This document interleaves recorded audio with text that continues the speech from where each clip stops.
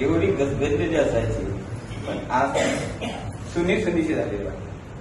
तर या शाळेत पुन्हा पुनर्जीवन यावं या इच्छेने माझ्याकडून जे काही होत असेल ते पालकापर्यंत पोहोचवण्याचे कार्य करत आहे. एवढा कोणी मोठा नाही तरी सुद्धा आपल्या गावाबद्दल, आपल्या वाड्याबद्दल किंवा आपल्या शाळेबद्दल असलेला आदर ध्यानात घेऊन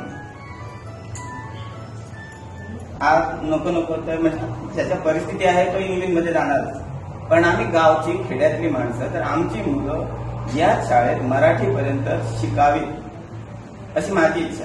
जेणेकरून आज माझी सुद्धा 4 मुलं आहेत, पण ती मराठी माध्यमातून शिकूनच आज पदवीधर झालेली आहेत, जॉब करतात.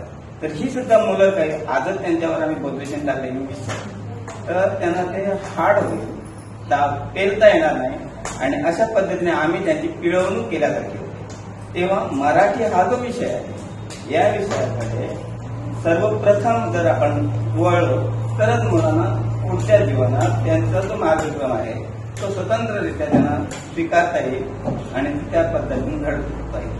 तेव्हा माझी एकच विनंती आहे की जेणेकरून आजची मुलं उद्याच्या या शाळेत तुम्ही टाकून घाला आणि त्यांना मराठी माध्यमातून 4थी पर्यंत शिक्षण आवश्यक, एवढीच माझी इच्छा आहे.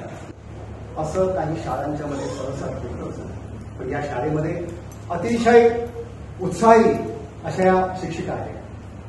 तुम्ही पालक आहात, ही शाळा बंद होता कामा नये आणि या महादेव गावकर सारखे या शाळेचं ऋण मानणारे माझे विद्यार्थी या शाळेला भेटले.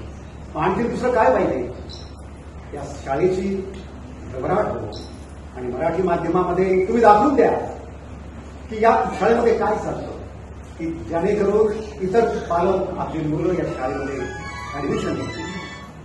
तेवढं सांगतो आणि माझं भविष्य पुढे करतो.